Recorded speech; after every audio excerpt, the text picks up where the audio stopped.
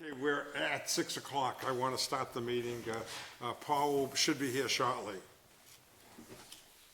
Okay, I'd like to call the Dayton Conservation Commission meeting to order.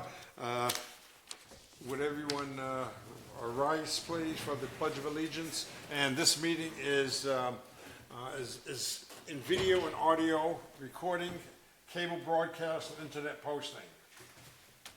I pledge allegiance to the flag of the United States of America and to the republic for which it stands, one nation, under God, indivisible, with liberty and justice for all. Anyone just sign in too, please? Okay, the first of the hearings has been a continued item for some time now. It's by Ahmed Hafez of Grasshopper Energy on Brook Street Solar.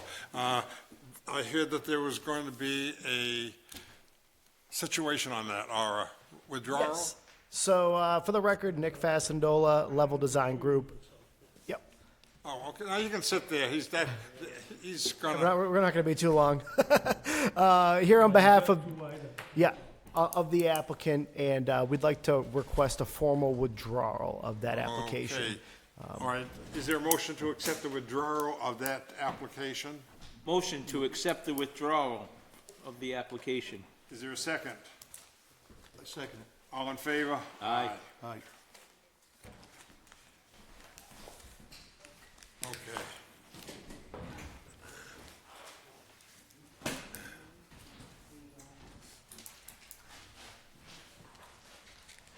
Okay, next on the agenda is a continued hearing. It's an abbreviated notice of resource area delineation.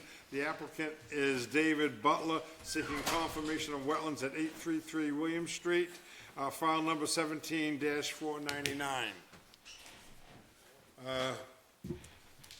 Lisa, was there anything, Yep, they requested a continuance to our December meeting. That would be December 19th. is there a motion? Motion to Continue. continue till 12/19/2024. All in favor? Aye.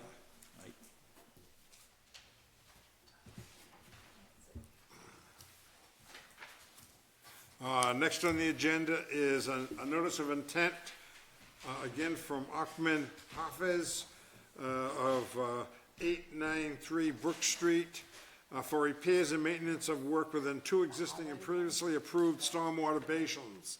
A portion of the work is within the 100-foot buffer zone. Okay, I just checked, this is the time that's...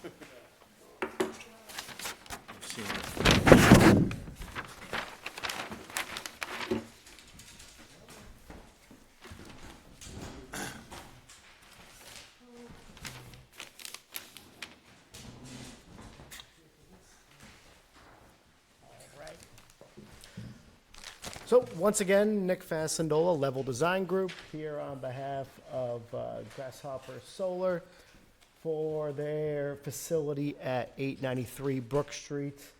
I'm sure the commission's well aware of the facility, and it's been an ongoing project for the past few years. And this application is to do a little bit of work within the two existing stormwater ponds. I highlighted those work areas in blue on this plan, showing the perimeter of the property, and we have some of the tables that have been installed shown on the plan as well. Green line's the approved wetland line from the original notice of intent, which was approved back in 2018, I believe. Yellow line's the 100-foot buffer. So you can see, work associated with these, reconfiguring these ponds, or fixing these ponds, more like it, just barely touches the 100-foot buffer zone. So work in the pond on the right side, that included work to repair the bottom and install a subdrain in that pond, because over the past 2 years, it hasn't been draining well. It was supposed to be a fully infiltrating stormwater pond with a weir-style overflow, but it just never worked. There's been multiple efforts to repair it per the original design plan, and those have not been successful. So we've worked up a design with Stormwater Committee and their consultant, and this has also been reviewed by the Planning Board as part of a special permit modification to install a network, almost like a septic system, reverse septic system, right? Perforated pipe, 4-inch perforated pipe network that connects to a solid 4-inch pipe that will discharge. And we chose perforated pipe, so water's gonna infiltrate and go through that pipe as much as possible, but when the basin does fill up and the soil can no longer absorb any water, water will slowly drain through that 4-inch pipe. That's why we chose the smaller size pipe over and de-water that basin over the required 72-hour time period. The work's been, majority of the work's been completed and reviewed by Stormwater Committee and the Weston and Sampson, the consulting engineer for the Planning Board and Conservation Commission, and for the Stormwater Committee. And everything appears to be working well with what's been done out there. Okay, do we have a copy of your updated plan with the latest information from Weston and Sampson?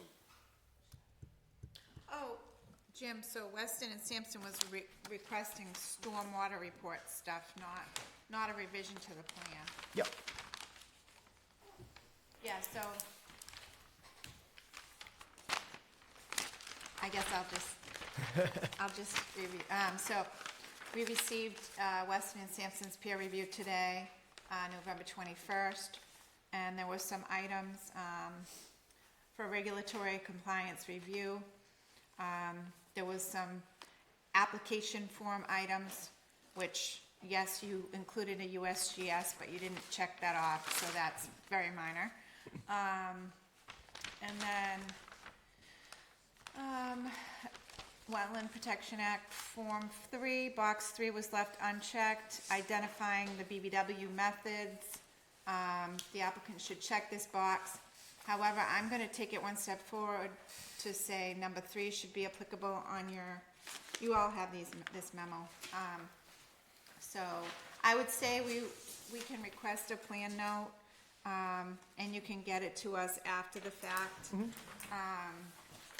Be added to the plan stating that the date of the delineation was conducted in June and October of 2018, and the confirmation of the wetland lines is not included as part of this application, as no work is taking place outside the previously approved limit of work. So there's that item, and then number 4, the applicant checks off that the stormwater report is required and that a portion of the site constitutes redevelopment. However, no stormwater report is included, so it asks if you could please include a copy of the stormwater report. I mean, they have it already. Yeah. We gave them all these stormwater calculations and reports as part So of the other review process, but if you guys want one for your file, I'll make an extra print and so the Conservation Commission has one too. Yeah, so I Not guess a the problem. question If is, we approve this pending, yeah, well, we're not there yet.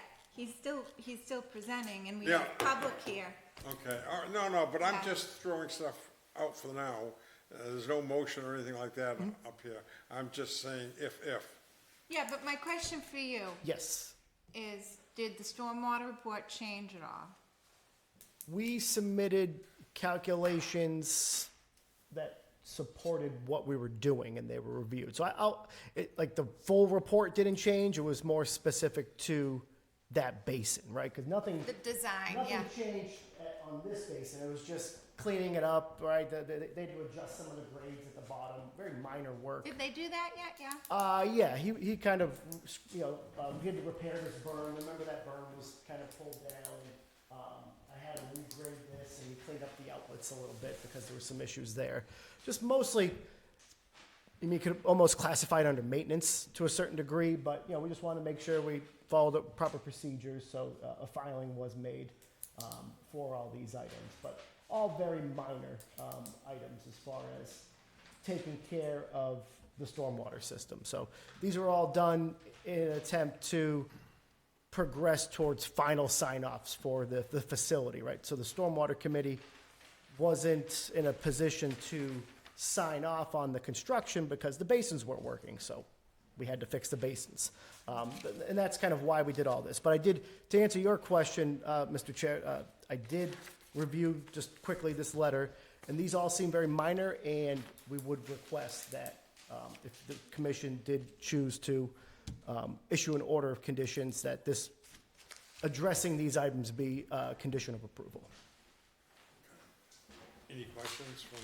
Yeah, I'm unfamiliar with this, so bear with me. This is an existing farm? Solar farm? Correct. Existing to the extent it's the construction, I'd say, is 95% complete. So all the panels have been, the site's been cleared, the panels have been installed, the driveway's been installed, a lot of the landscaping's been installed, the stormwater ponds have been installed, but they didn't, let's just say they didn't do a good job the first go-around. So this is a new installation? As of 3 years ago. 95% complete. Correct. Are the panels just recently been put in, like this year? The panels were in, 22. yeah, about a year and a half ago. Oh, 23, yeah. They've had some permitting challenges where they've gone back and forth. They've added some battery storage containers to the site, so they've had to do additional permitting for that. So it's been a little bit back and forth, and that's why, on top of some things not being built correctly. Are those lithium why it batteries, stays on. those batteries? That is correct, yeah, yeah. And this here is basically for a stormwater runoff that you're basically addressing these problems for the stormwater runoff. Yeah, the main change is this basin on the right side.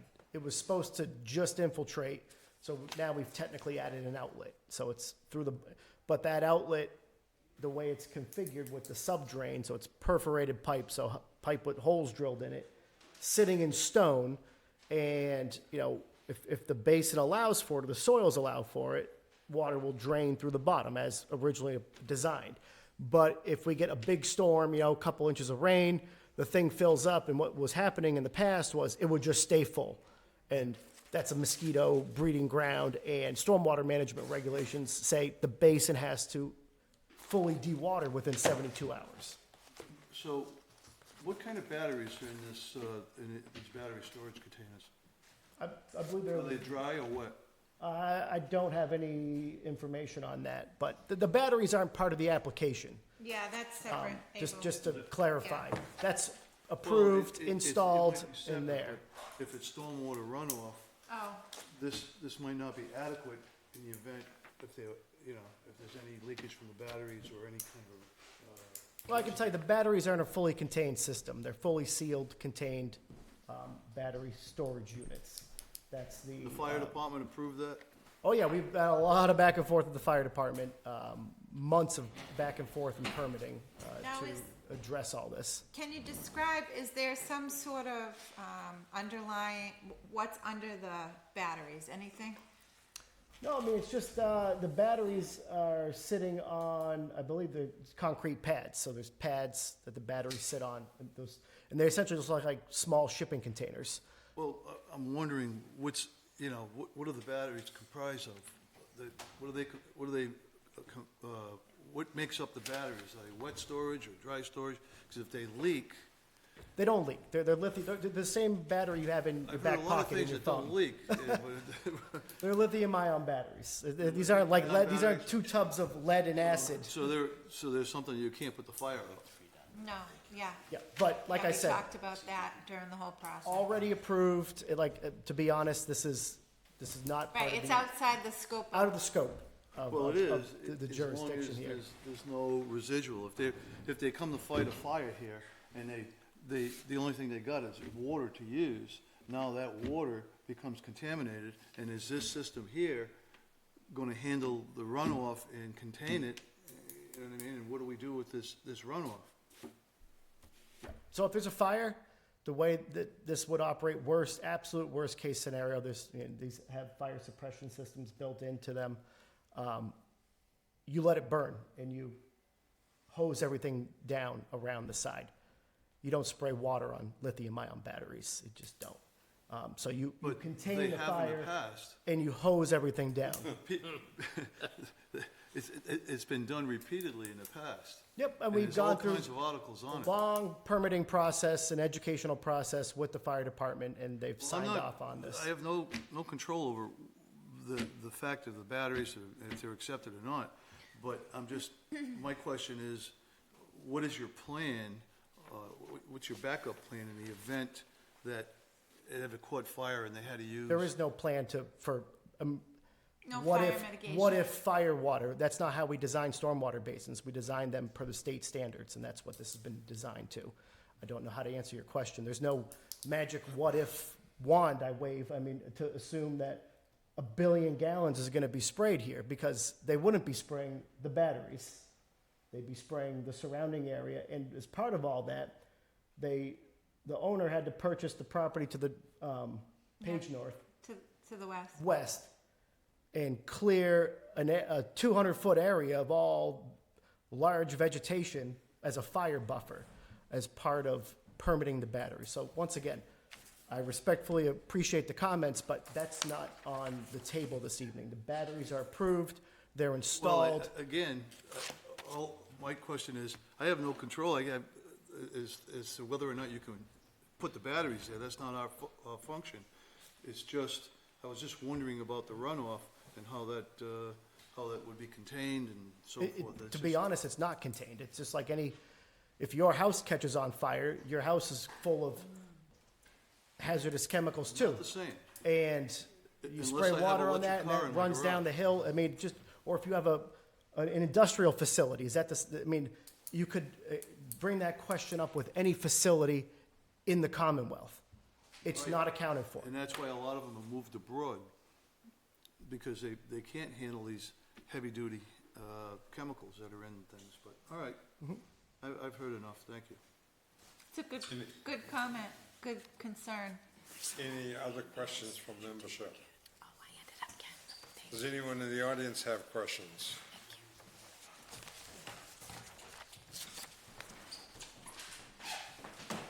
Okay. Please state your name and address, please. Maureen Beausoleil, 1680 Pine Street.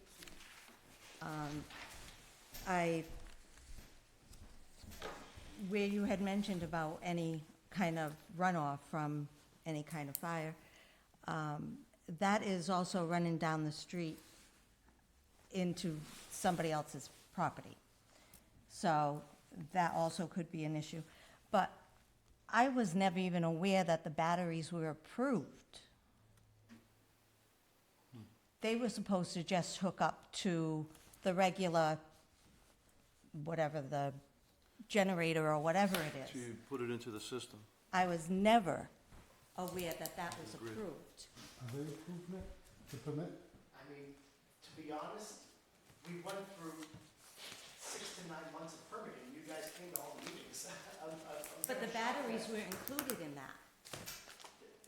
Once again, through the chair. As part of the planning board process, they Okay, were. I get it. You know, okay, all right. We're discussing This here, It's not we part are of this. dealing with strictly with the wetland issue. get I know that, that it was but he brought brought up it up. by a member, but, again, that would deal with another department within the town. We are wetlands, we are, They kept those outside of our buffer zone, so we didn't, it wasn't like a separate filing. Okay. You said 95% of it is done. What's not done? There's some landscaping to be done. I mean, Lisa and I walked the site, there's mostly cleanup items, before they can officially apply Yeah. to close out their permits. They gotta do some seeding in the back. Planting. Side, some additional plantings, towards that, green line on the left side of the page, so, it's not done, but it's primarily done, as far as, but it's not done to the point where we've applied for proper closeout of the permits. Okay. The stormwater thing has been a major hurdle that they've been trying to close things out. no, Lisa. Is there anyone else in the audience? Okay. You can keep it, yeah.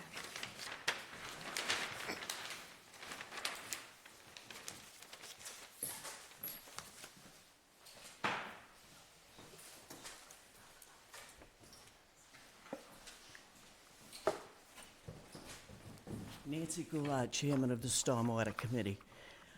I hadn't planned to speak tonight, but there's no way I'm going to sit there and not correct statements that were made.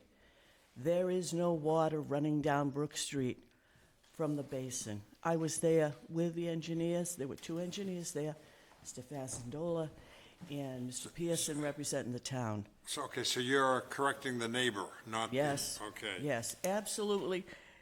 They pulled the plug. They plugged the pipe so they could fill up the basin. After like 91,000 gallons of water went into it, at 1 o'clock, the plug was pulled so they could time the drainage and see how fast, because we want it to drain within 72 hours.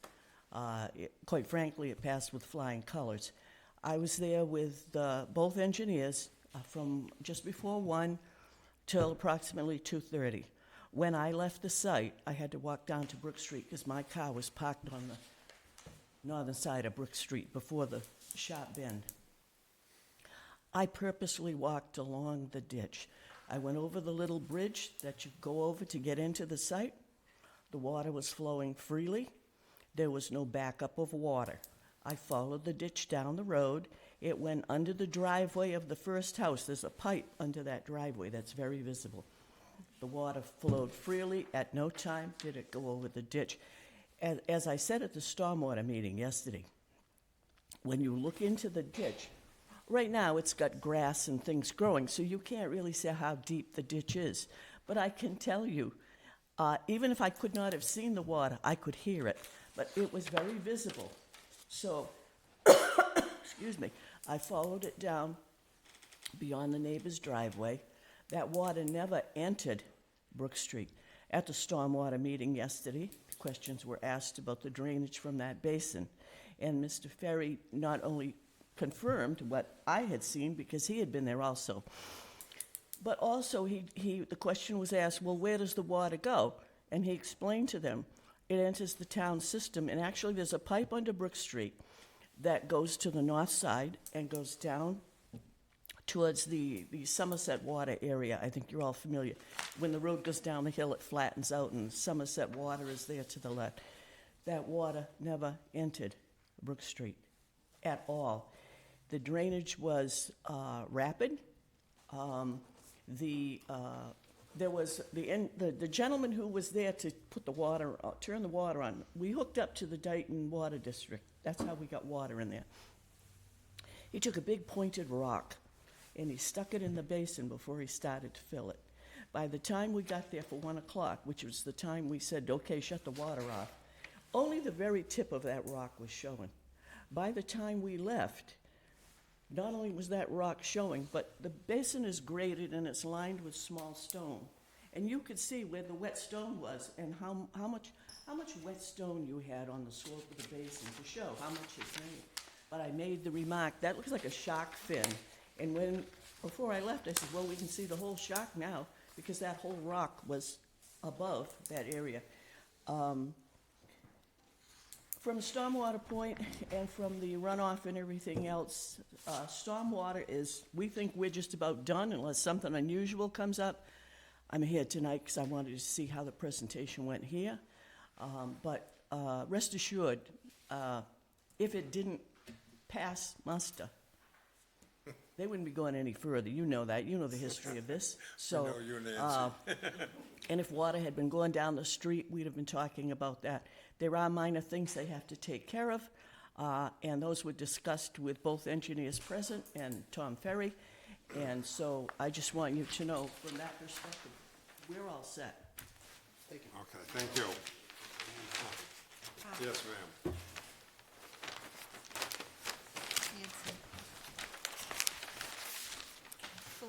Maureen Beausoleil, 1680 Pine Street. I will not let her call me a liar. That water runs down Brook Street, not on the street. It runs down in the gutter, and she actually admitted that it goes down to the Somerset Water. She Now, didn't say that. she It did, goes down under the driveway. under the on driveway. Never, she said it never reaches the Somerset water. Okay, but what I'm saying is, it's not on the street. Don't call me a liar, Nancy. I didn't because I am going, because I it did goes not, I down did the not take street. it that way, I except did. that, okay. Thank you. May I just clarify one more thing about the drainage? What I said, and what I will reiterate, is exactly what Mr. Ferry said. I think we all know he has credibility. The water was running in the ditch on the south side of Brook Street is where it's supposed to go. That's what the plans show that were approved.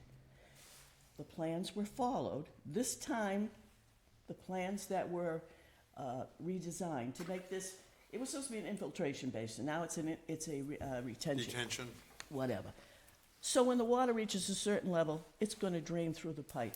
It does not enter the road. It enters the ditch. As a matter of fact, the words Mr. Ferry used, and you were there, he said, it's on town property. The ditch belongs to the town of Dayton. This is all part of the approved plan. And the plan was approved by the planning board every time there was an iteration. So what is there now is what has been approved by the town. thank you. Okay, Lisa, I want to go back to my statement earlier. If we approve this pending any paperwork that must be submitted to you, would that be an appropriate move? Yeah, I mean, so I think we still need these items, Weston and Sampson has requested, specifically, items 3, to me are important, 4, and then site plan consistency review.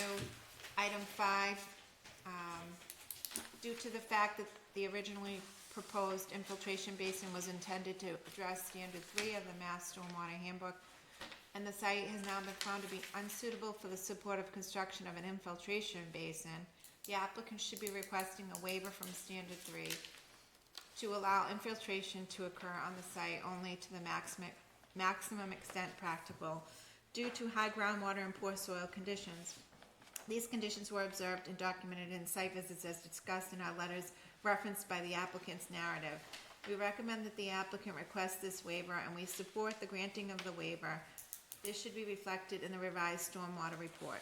So I think if 3, 4, and 5 are addressed, we can condition our approval based on those.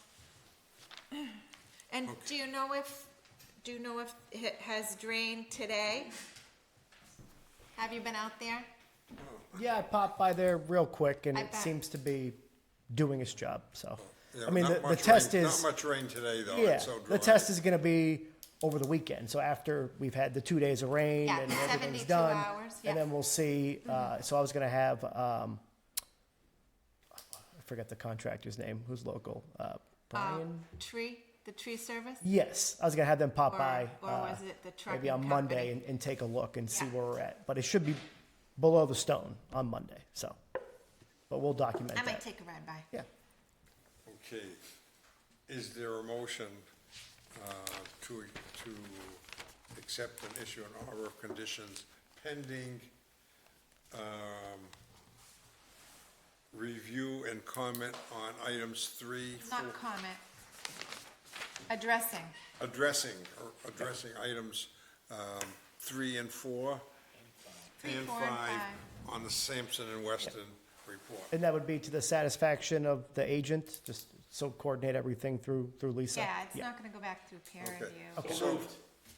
So that won't, nothing will be started until that's in? Well, they already did it.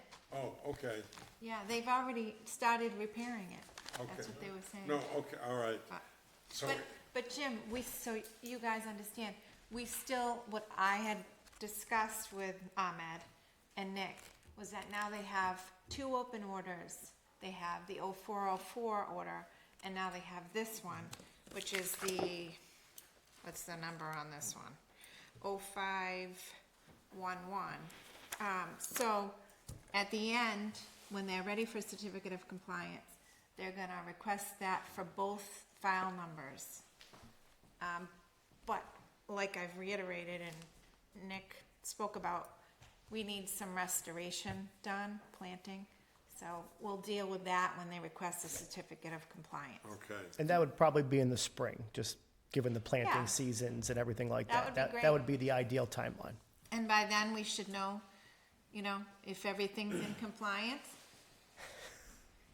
Hopefully. Yeah. And I believe we have a motion on the floor, is that right? Well, okay, I just suggested it. Did someone make the motion? Okay, motion made. Just as a point of clarification for myself, is the motion on the floor to approve and The approve with repair and conditions maintenance. to approve with conditions to include addressing items 3, 4, and 5 to the satisfaction of the agent? Is that the motion on the floor? Correct. Okay, in that case, second. All in favor? Aye. Thank you for your time. Thank you, Nick. Sorry, I jumped the gun there. Okay. We have a notice of intent from Paul Cody, Pleasant Street, for repair of an existing septic system at 2598 Pleasant Street, with associated grading and disturbance within the 100-foot buffer zone.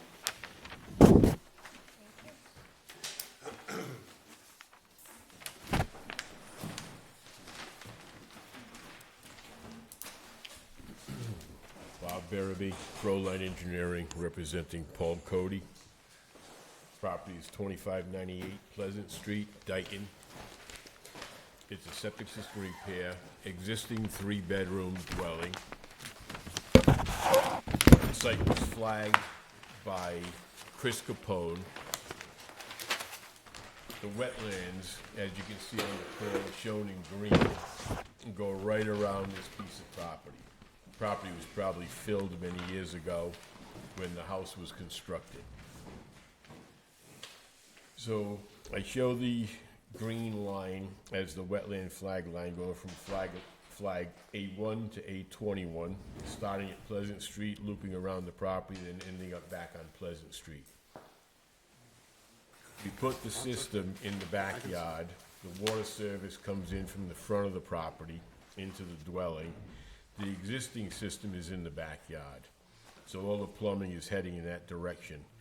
We're proposing to put in a 1,500 dual compartment septic tank, followed by a 1,000-gallon pump chamber, and from that, a 2-inch force main running to the D-box where the leaching field is located.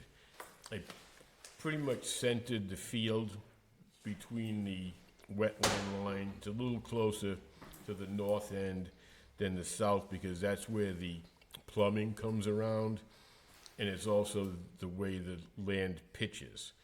The wetlands on the south side, I think, are probably more sensitive. It's more like salt marsh type area, and that's a well-defined wetland. On the northern side, it's wetland, but it's a little, the topography is a little more up and down. The back end is more like a plain.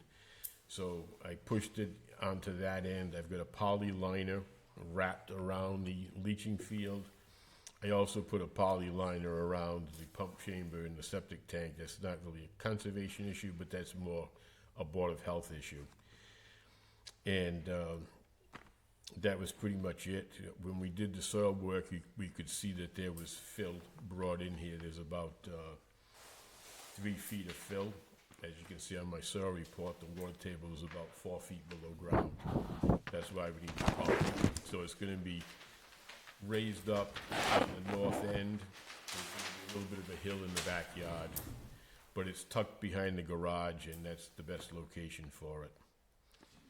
Other than that, I think it's straightforward. Like I said, it's an existing 3-bedroom. We're not increasing the flow. It's the same 3-bedroom house that's there now. Okay. Any member have a comment or question? The only comment I have are the placards we usually Yes. require. Yeah, so So the posts and the placards. yeah, if you want it in the orders, if you want to list what flags you'd like them installed. Well, that would be the order of conditions. Yeah, that's what I was gonna say. If you want it listed in there, we'll make sure that we purchase those and have those installed. Okay. I mean, I honestly think at the tree line, this would be sufficient for us.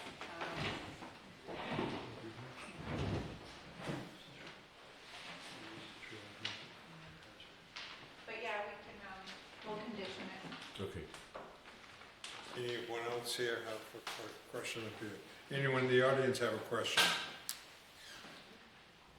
Okay, is there a motion? Motion to approve with conditions. So move. All in favor? Thank you.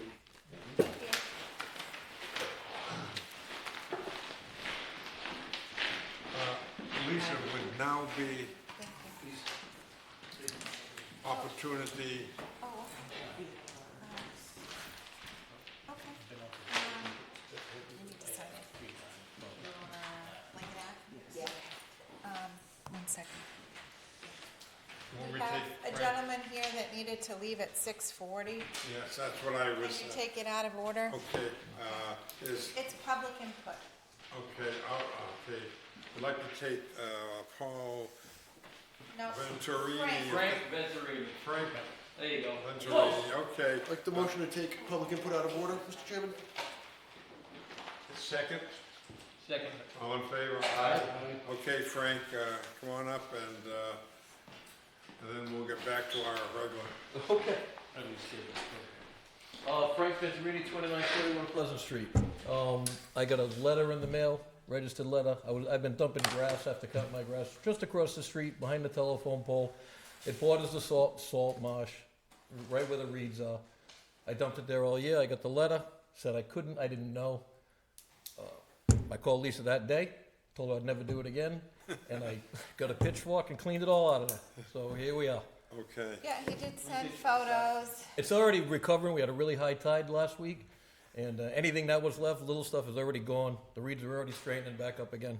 okay. Yeah, it was dumped in Phragmites, but that creates Yeah, not good conditions anyway for the Okay. marsh. So, I got a feeling the Phragmites won't have too hard of a time coming back. yeah. Yeah, but Okay. once you do it once, then it's done again, and then the neighbors start doing it, Yeah. and then, Oh. before you, Okay. yeah. Yeah, I got you. okay. Thank Yeah, you. We're all set then. Thank you for coming over. Thank I'm you for over. being so cooperative. Okay. No sweat. Thank you. Okay. All right. All right, we're going to head back to our agenda. We have a new hearing, a request for determination of applicability from Charlene Ridley at 224 Lincoln Avenue for a proposed 292 square foot addition. A portion of the work falls within the jurisdictional wetland, including the river front and flood zone of the 3 Mile River. And, okay, just so the others know that Lisa and I visited, the property last week or the week before, but go ahead. Would you like to Is talk your about? engineer coming? He was supposed to be here, but he gets confused, I don't know. Okay, They said that they didn't need to be here for us just to come. okay.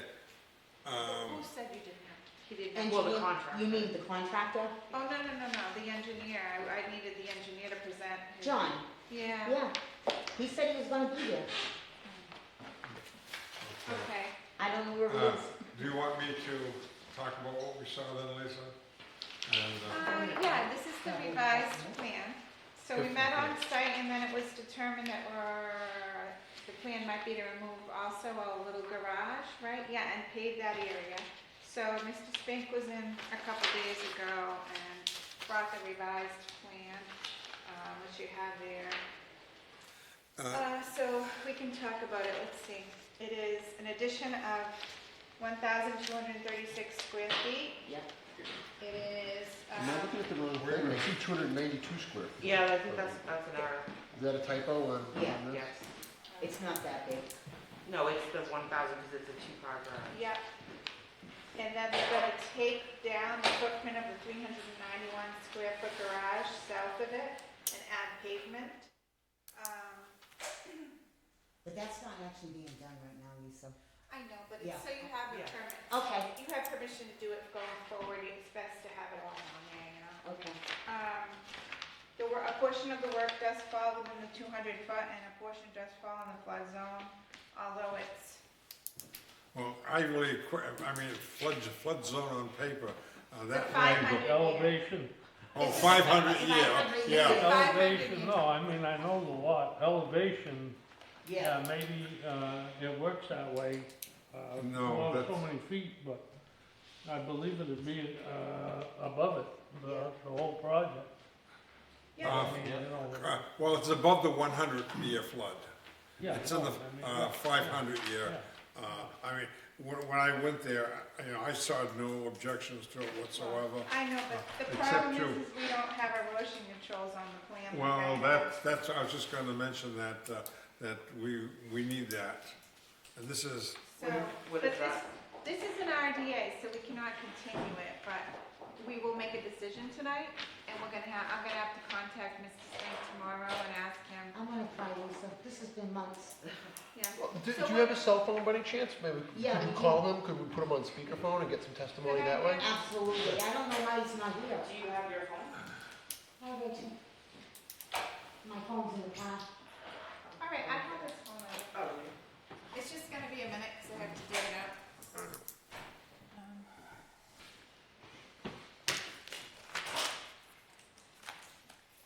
Oh my goodness. Yeah, That's been a nightmare. it's, do you wanna call it on that number? You gotta answer.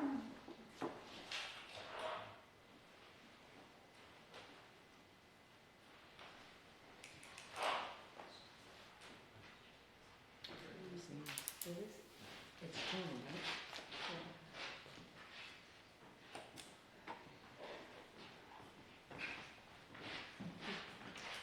Maybe so, Hi, this is Jennifer Bradley, I'm at the commissioners meeting.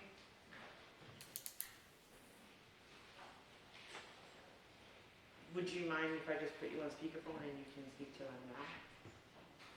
Cause we're in the middle of the hearing, hold on. He's 5 minutes away, he's there. Oh, hello? Yeah, Jeff, speak here.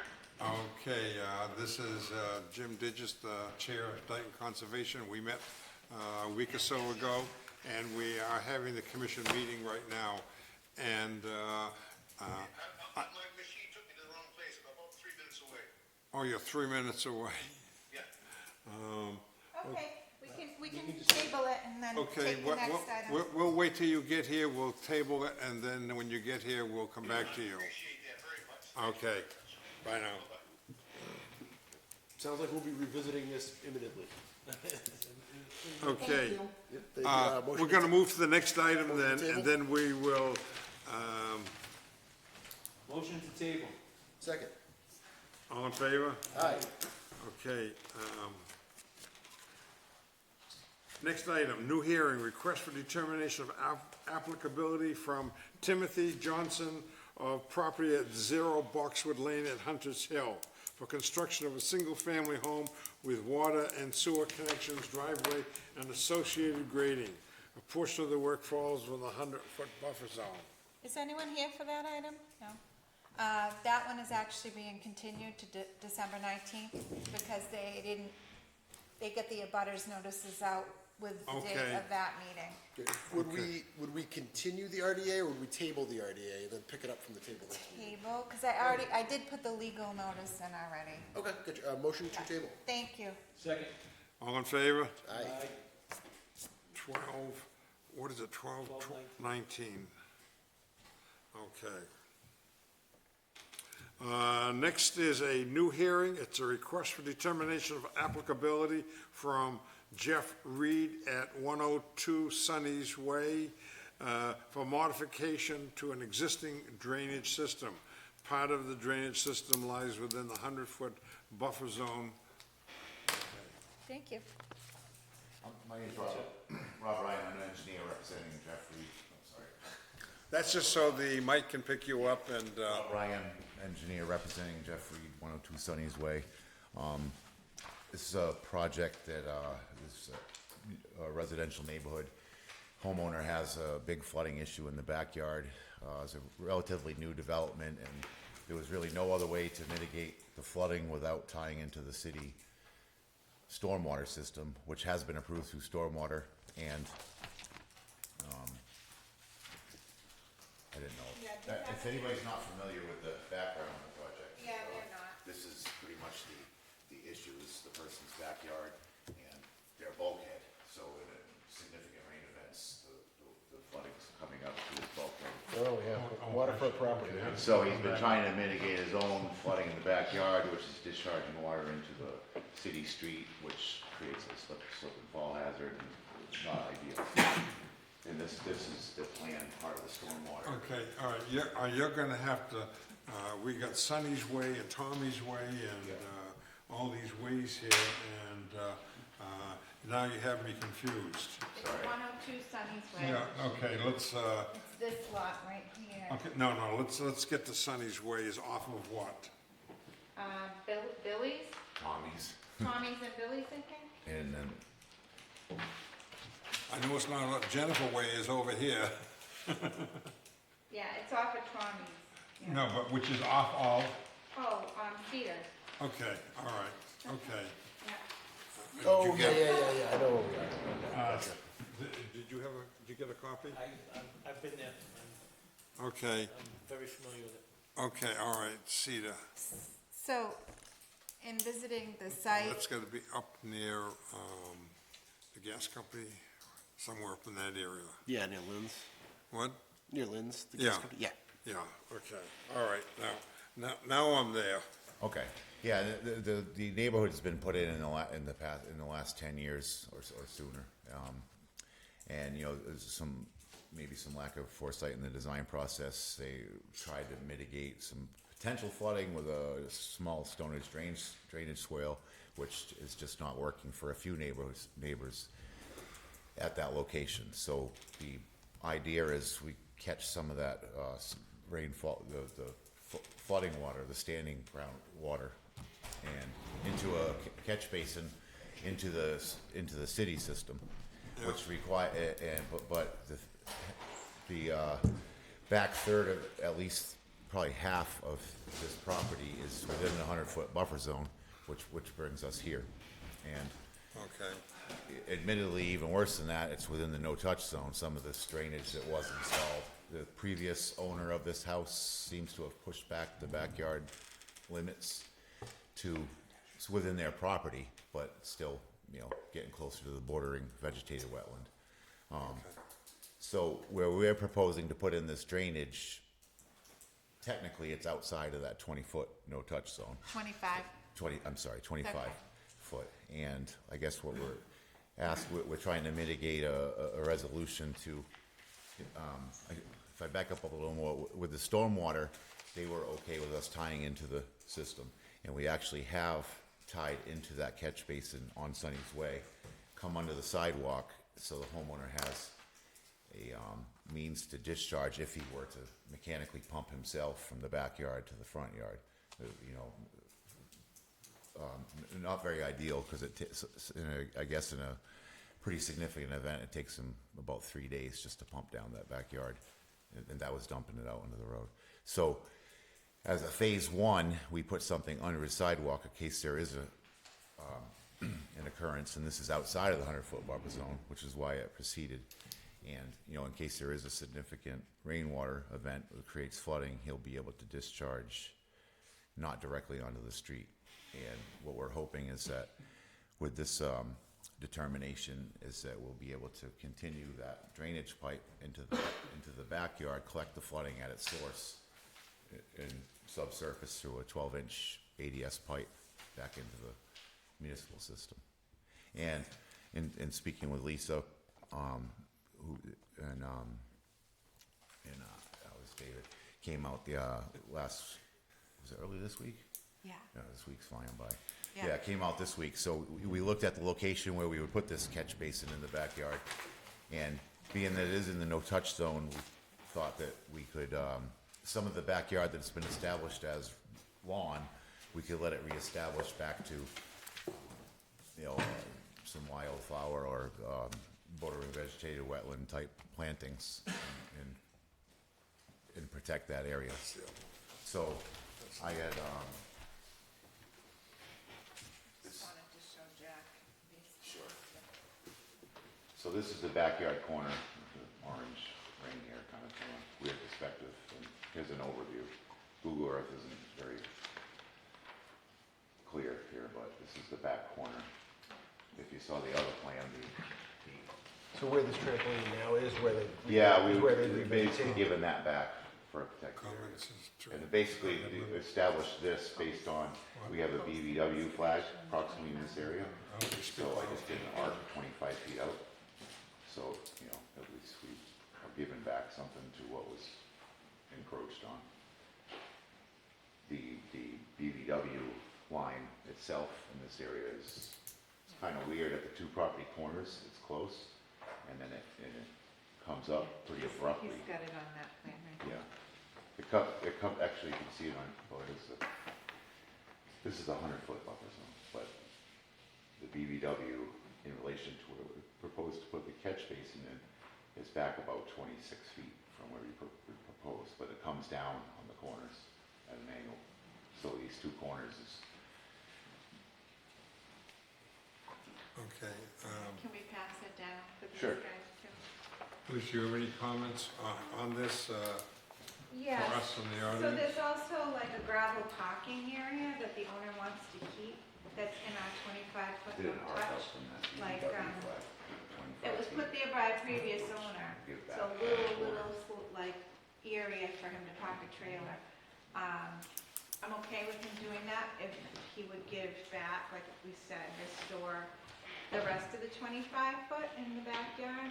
Is that what's shown on that like radial thing by the trampoline? Is that what you're referring to? You're referring to the other corner? The opposite side? Yeah, Okay. Yeah, he's willing to work over there too. I guess, I mean, well, no, what I'm saying is, if he wants to keep that, I would like him to restore the rest of it, where he can restore the rest of the 25-foot, but post that. Oh, yeah, absolutely. In terms of his property, that's gonna really only occur in the left side corner. And where his trailer is cutting into that 25 feet by a little bit. You measured it Yeah. out there. So I guess we were hoping by giving back a significant, So how many square Not feet is he willing to give? I think this translates to right around 500 square feet. Okay. It's about 3% of his property. I did look at the numbers, I didn't know myself, but Yeah. seems kind of small, but it's 500 square feet. Yeah, so Where he has his trailer we'll is take the this lawn side. out, and we'll figure out some pollinating species and maybe some Okay. bushes in there.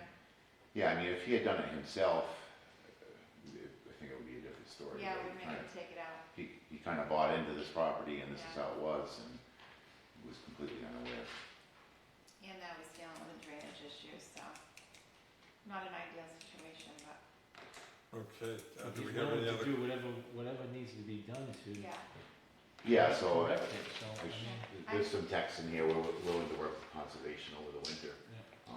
Yeah, I I mean, can sign this or. the other option is, this area here, I didn't know if he could pull it back some and then give the 25-foot in here too.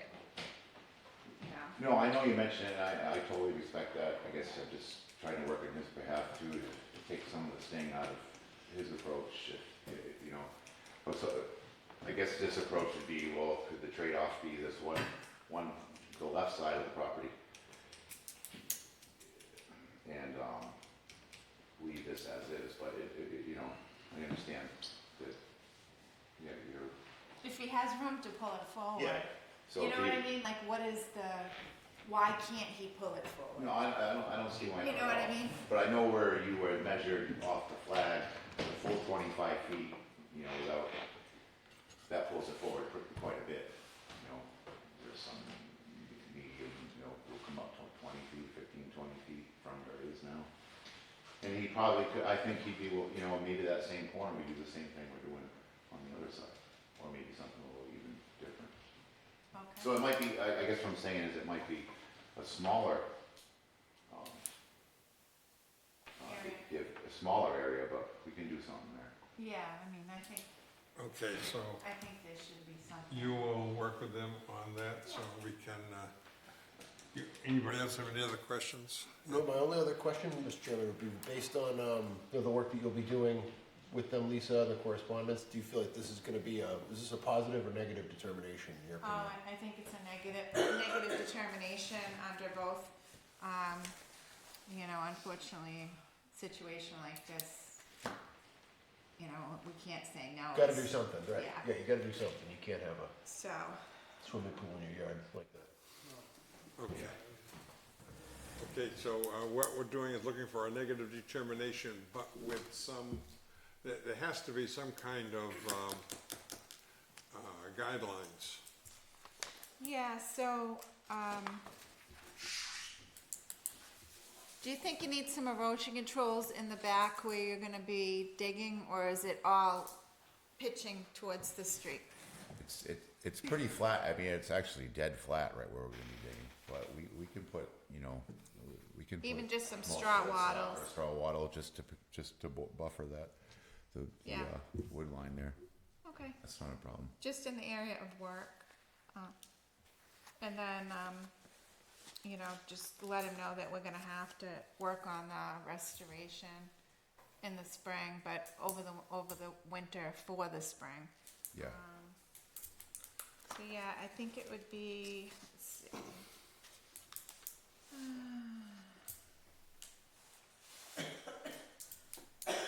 So it'd be a -3 determination. The work described in the request is within the buffer zone as defined in the regulations, but will not alter an area subject to protection. Therefore, the work does not require notice of intent.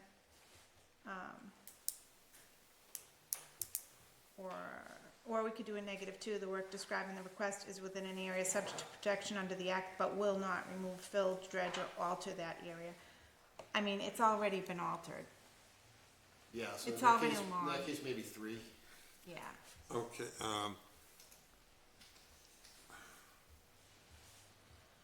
but you're gonna develop a plan to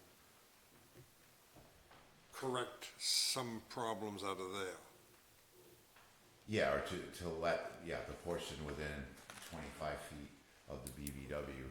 Okay, and you're set, We'll rehabilitate it into something amenable with the. and Lisa, you're all set, you're set with that, with a negative and dealing with it? Yeah, Okay. -3, but, I think to vote on that under the local bylaw as well. With erosion controls and with restoration as required, I mean, Yeah, I'm sure you'll look at it again too, we can figure Okay. out where to pull 25 feet from. yeah, and the plants that are needed, so.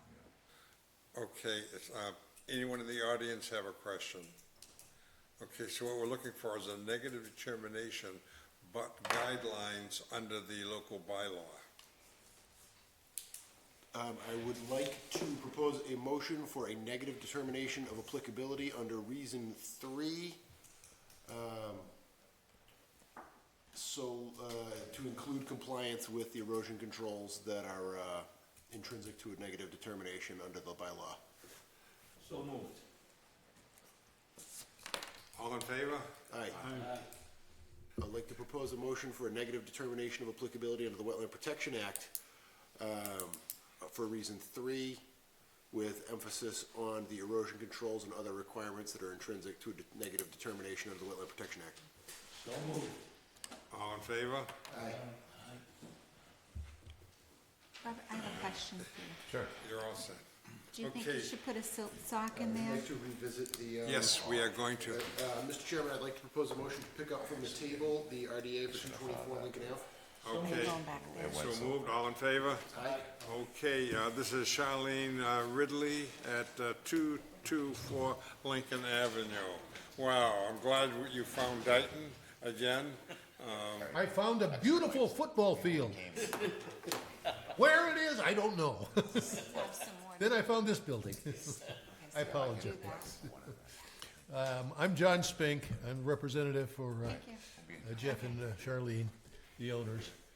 This is a house that's been there since the 1800s on a lot that has moved a little bit for size, but it's been there for a long time, before the Rivers Act, before the Wetlands Act, before whatever. But in any case, the jurisdiction that you guys got are 2. 1, your bylaw for 500-year storm flood event, and it's in the last 50 feet of the riverfront, 200-foot riverfront. So it's out around 170 feet out. And what they propose to do is take, on the back of the house that they have now, is to build an additional kitchen on the back, and then out from that, another two-car garage. And then the garage they've got will be demolished and the pad left. That's the project. Okay, the impact upon the Rivers Act is, it's 175 feet from the river. It's a yard, it's been a yard. They're gonna turn it into a house. The floodplain is that we're talking about the 500-year flood and about that much, I think it's 7 inches of the top of that floodplain. Okay, that floodplain is at 17, I think 1, give or take, top elevation, and they're gonna dig down into the 16.5 area to put the slab for the garage.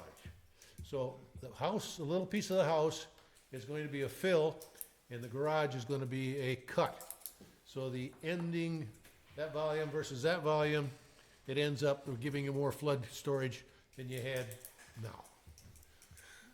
Okay. So when the garage is cut out, what's the surface gonna be? It's gonna be the garage. It's a slab. No, the one they're taking down. Oh, I'm sorry, the one you're taking down. It's just gonna leave the pad. Oh, they're gonna leave the pad. Leave it just like it is, pad. And then, are you doing any roof drainage? Any, gutters? Yeah, okay. And then the other thing was erosion controls, I don't see them. Yes, there was a sketch in there. Are we gonna do a U around the work area, which is the garage? Okay, I didn't see anything on Yeah, there. with a roll staked. It should have been in the very one of the very last ones. It would have been 11 by 17 like this. Excuse me. Okay. Did not show up. You gave me a lot of architectural plans. Yeah, it's not in the back of that. Anyway.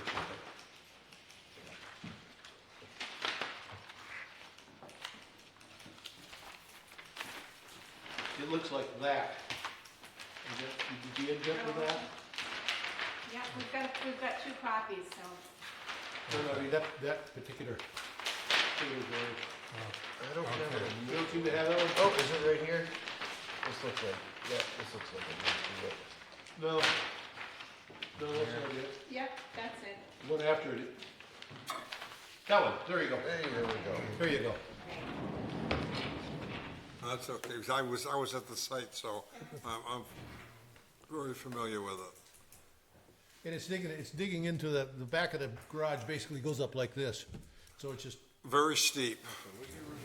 Well, that's the only reason you need the erosion control, so Yeah, that. it's gonna come down, it's gonna come down. Yeah, it's, It's the blue.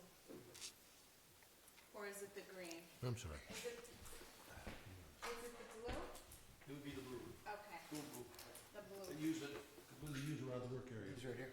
Yep. Yeah. Okay, all right, good. Sorry about that. So basically, you know that you're gonna have a erosion control across the top of your driveway, right? During construction. During construction? Yeah. Okay, it's temporary, just so this dirt doesn't run down. let me see that, I'll pass it down. Okay, anyone have any questions here? So what happens is your contractor needs to contact me, and we need to make sure they're installed properly, so that, that before you can proceed with digging the hole. So are they doing it next week, or? Well, he wants to get right on as soon as we get a permit. Okay, it wouldn't be tomorrow though, right? No. Okay, because we're gonna, if they vote to issue it, I have 21 days, but I'll probably issue it next week, Monday or Tuesday. Hopefully Monday, and then maybe Tuesday he can get the erosion controls in. If he contacts me Monday, I can tell him what kind of erosion controls he needs to get. Or maybe he can contact John over the You weekend. just want the tubes? 12-inch tubes? We like the mulch ones. Yeah. Stake it, yeah. Just have him contact him, and then let me know when they're in. Is there anyone in the audience with a question? Do they have to be in before we get the permit? No. No, they just Before you have to be in construct. before you can start digging the hole. Okay.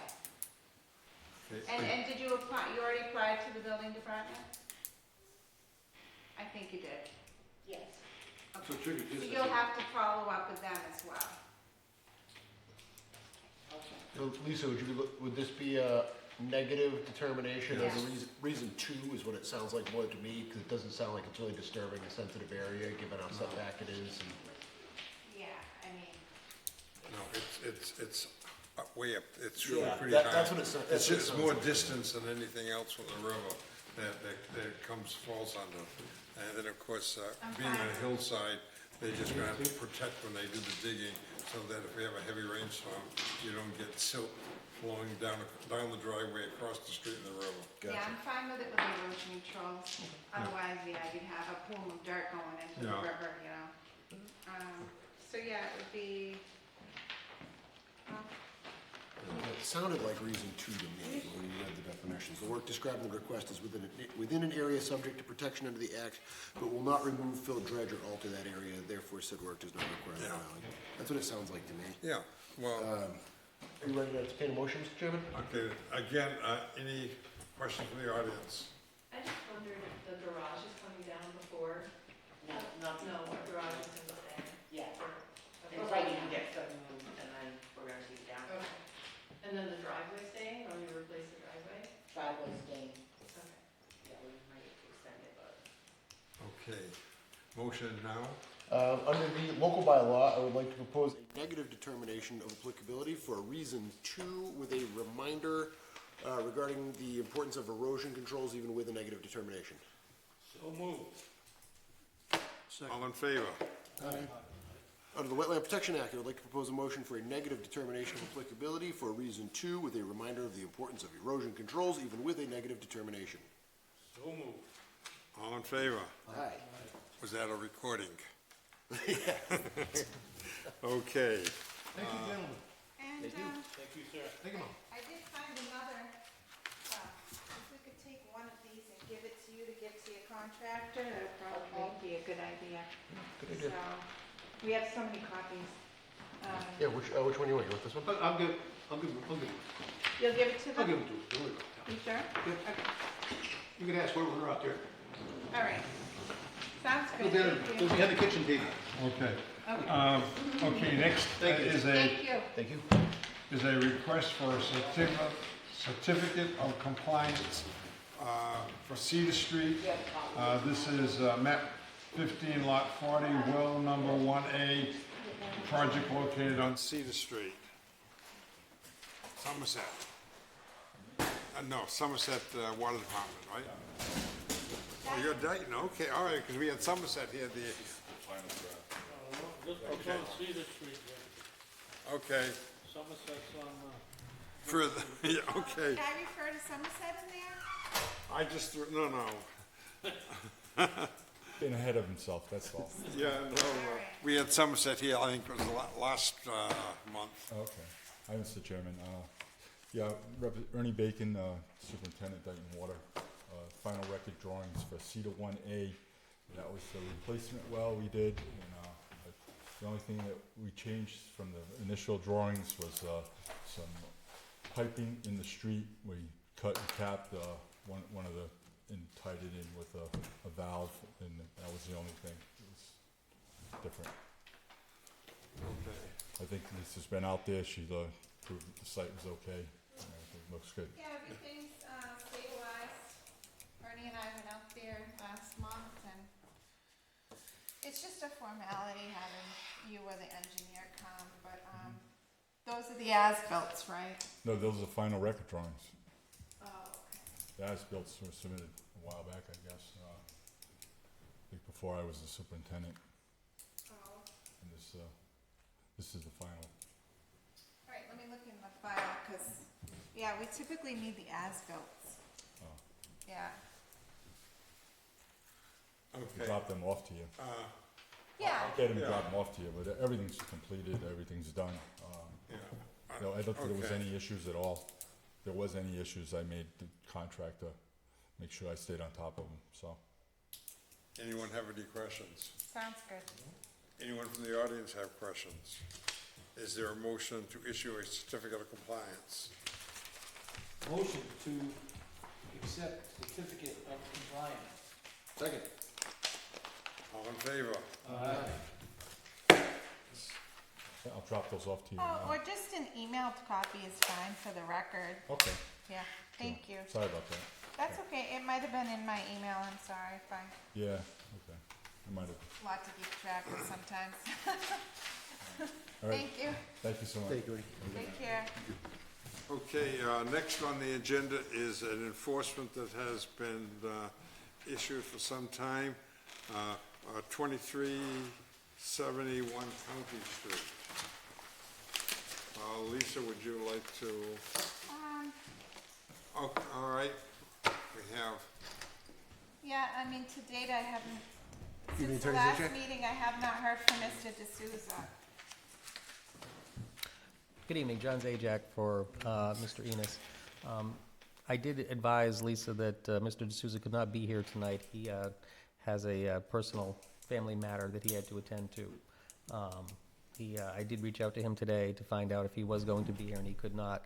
I would also advise the commission that Mr. Enos can't be here. He has a very serious health issue that he's dealing with. I'm sorry? He has a very serious health issue that he's dealing with. He recently had surgery, and he's probably out of commission for about 2 weeks.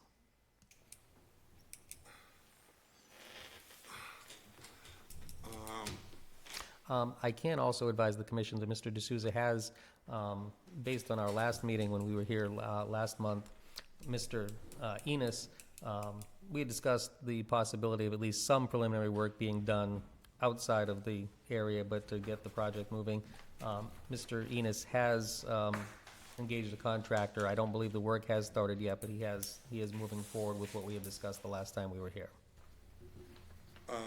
You know, I see some progress there, or apparent progress. However, I think your wetland scientist has been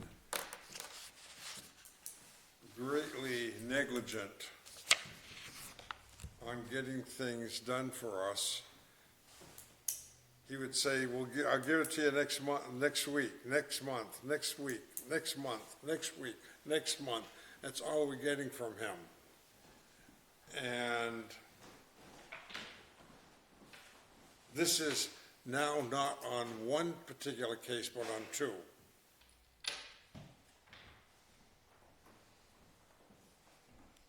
I am ready to notify DEP of this reckless behavior on his behalf, for promising all this work to get done and then delaying, and putting us behind the 8 ball, which we're not going to be. If I'm going to use the word arrogance in not getting what he has promised to get done for us continues, his people may be in jeopardy of having fines reestablished, or in one case reestablished and the other case started. I will convey that to him. I know the commission is aware that, and it is not the reason that he's not here this evening. He did intend to be here, but for a unexpected family commitment. I know the commission is... We're getting that all the time, though. We're getting that all the time. He's in Wisconsin, he's in Michigan, he's in... You know, if he has taken upon himself a job and he cannot somehow perform, then he has to find someone to act as an agent for him to get the work done that he has promised. At this point in time, I would like to let the commission consider notifying DEP of our frustration with these two cases and with the soil scientist as well. So I'm just going to let that go out to them and let them consider what might be done. You have been working here now for at least a half a year. maybe a year now, and, you must have the frustrations that we have. Okay, I don't have to ask anymore, I see it. I'm just gonna let it be at that, and, what is on the commissioner's mind? Is it okay if I share a thought? Sure, of course, that's what I want you to do. Thank you. Well, I share your frustration with the pace at which aspects of the restoration plan are being produced by the applicant's engineer. I definitely share that sentiment. I am hoping that this is, if I understand, I've got a family, I understand that family commitments happen from time to time. This is not the first or the second, or I don't think even the third time that we've been expecting plans that we were told at a previous meeting that we would have, only to find out the night of the meeting or shortly before that we don't have them. So I would just like to strongly emphasize that I would really like to see the engineer produce what he has stated that he's going to before our next meeting. Paul, Yeah. like, what, maybe a week ahead, at least? Yeah, I believe, actually, our, the timeline for the meetings that we'll be looking at, I believe later this, Yeah, have a deadline for submittal. Yeah. So I would say that I would like to definitely, this doesn't have the December that's meeting next on year. it. But it looks like these, It would in be- general, run about 2 weeks before, so Yeah. I'd like to see it 2 weeks prior to our next meeting, so I'm really hoping that we have the documents in hand to begin preliminary review, by our agent, in the next 2 weeks. That's my hope, I would say not later than 2 weeks. And I am going to operate on the, presumption that the, resident, Mr. Enos, also is hoping to see some progress. He's been working with the commission now. We're making good progress. And, I understand that you've made us aware that he's convalescing from surgery right now, so, my best wishes for his speedy recovery. But, other than that, I'm really hoping that we have some documents produced in the next 2 weeks so that we don't have to make a petition again next month. So I don't think it would be right to re-examine fines just yet. I threw that out Yeah, no, because I get so frustrated that nothing is getting done, or we're promised that it'll be next week. It'll be, oh no, sorry, it'll be coming by next month. And that's all we're getting from this engineer. And I am sure that the applicants are getting tired of coming to this meeting, to seeing us vet our frustrations in getting something accomplished with them to solve a problem. Because I would hope that the problem would have been solved already, and everyone would be on their merry way. And our next meeting is gonna be getting close to the holidays, and I know nobody's schedule frees up and gets easier at the holidays. So my feeling, based on the progress so far, is that if we don't have the documents in the next couple of weeks, that we're probably not going to have them in time for our meeting. So I'm strongly hoping that we get some movement in the next 14 days. Yeah, can I ask you to make a motion that if we don't receive anything for specifically Mr. Enos's 2371 County Street by December 5th, that we contact DEP? Does someone want to make that motion? Okay, all right. So moved. So moved. Is there a second? Also. Is that a second? Okay. Lisa, is December 5th, is that 2 weeks?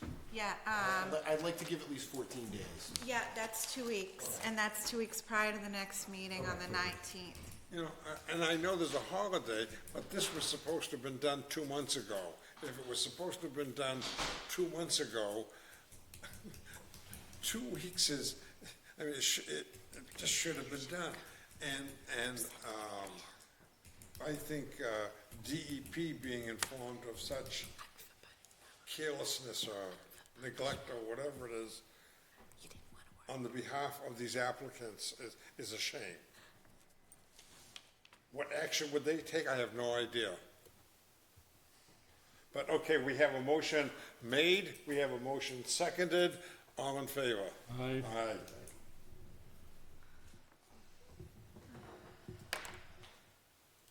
Mr. Chairman, while Attorney Zajac is here, would you be amenable to taking 880 Hart Street out of order? I just would ask, I'm going to assume that Mr. D'Souza knows, but for my clarification as well, what's expected, the next plan that is going to show what was discussed at the last meeting when we were here in October, correct? That's what you're looking for on the next plan that you're waiting to receive? Yeah. Okay.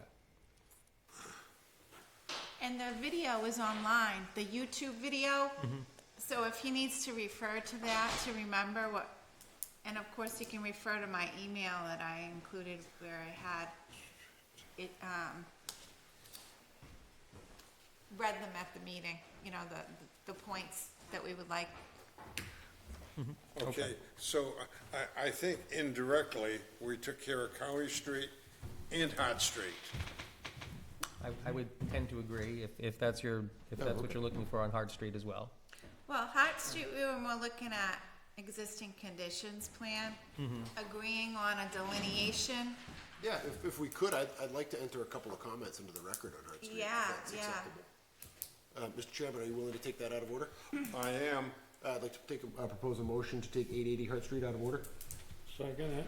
All in favor? Aye. Okay, go ahead. So we had a site visit there a couple of weeks ago. After viewing the conditions, we took some soil samples, we walked the property. While there are definitely some wetlands, there are definitely wetlands on the property. There are definitely some activities that have taken place in the buffer zones. And, but based on what we saw, it looks like we might be able to, figure out a way forward. I'd be interested in hearing what the other commissioners who were there that day, thought, but based on what I saw, I felt like we did see some conditions that we might actually be able to forge a way forward that can kind of blend the need to protect resource areas with allowing the resident to carry on with some of the activities that they've been engaged in. Okay, I was there, and I certainly agree with what you said, and we can't do anything until we have the engineer coming in and doing a report and dealing with Lisa, and he's been absent. Right, this is a matter where the lack of correspondence from the engineer is especially disappointing, because I was encouraged by some of the conditions that I saw, and I do feel like we might be able to thread the needle in a way that is gonna protect the resource areas while also, respecting some of the little remaining agriculture that we still have. Yeah. We want to solve a problem. Yeah. We don't want to generate more, we want to solve it, and we think that there is certainly a way to do so. But there's got to be communication between your engineer and us, and come to an agreement. I don't understand that, but. Yeah, nothing you can do. I called him today and said he had 2 emergencies. I did call him. He's always got every month he's got an emergency or whatever. This is why the motion was made to notify DEP, and maybe that'll get the ball rolling with him if they get involved. Is that motion also on this one? Because I think it should be, because when we were out there, we saw fill in the buffer zone. We saw cows in a fenced area in the buffer zone, and we saw wood chips that we didn't know where they were gonna go. And we also saw flags that weren't accurate. So what we asked John if there was a way for us to work with them to shift the cows, move them a little bit outside the actual wetlands, still in our 5-foot no touch, and then remove the fill from the backyard. And because he brought up removing the fill from the backyard. So that's what we're really looking for at this point. The fill or the wood chip? Both. The fill that had created, had gone out into the Phragmites marsh, and then the wood chips too. The wood chips need to come out. I don't know what you guys had planned, but those can't stay there. It's in my backyard right now. It's You a- shouldn't have to worry about that. It- I'm trying to get somebody to take them. Somebody's already said it, but we haven't guaranteed it yet. The reason we're worried But about, those are in our backyard. That should be none of your business. That's our backyard. You won't get, I'm sorry, I'm just speaking what I think. That's our backyard. It's none of the town's business. what were you gonna? If it's wetlands, it is. It's a wetland resource. It's a 100-foot buffer zone. It's not wetland in my backyard. It's a 100-foot buffer zone, ma'am. No, if It's it's a okay to- regulated area. No, you're wrong, I'm sorry. You can't I'd say change. the most immediate matter at hand is that we're going to need correspondence from the engineer, right? That's really, that's the most immediate actionable. We wanted them out of the way of the wetland, so that's why they were all pushed back there. Yeah, And so we can get rid of them. They're out of the wetland. As we continue the discussion with the engineer and we develop a plan, we can kind of holistically address everything, look at everything. These people are running our lives, and it's not right. I've been there 30 years and never had a problem. We had pigs there before, we had other stuff there before, and nobody ever said anything to us. Nothing. And now all of a sudden, because, new wetland laws and stuff. Well, how come we're still paying our regular taxes then? When we went for our things, we said, my husband asked them, do we have wetlands? And they turned around and said, no. He goes, I wanna know now, because if we do have wetland, then we're gonna get the amount off from that, paying our taxes. Without straying too far from the immediate matter at hand, while it will be necessary to notify DEP at some point if we don't hear from the engineer, I wouldn't mind waiting one more month on this one, for the reason being that the enforcement actions at the previous property began in 2021. Where here they began in 2023.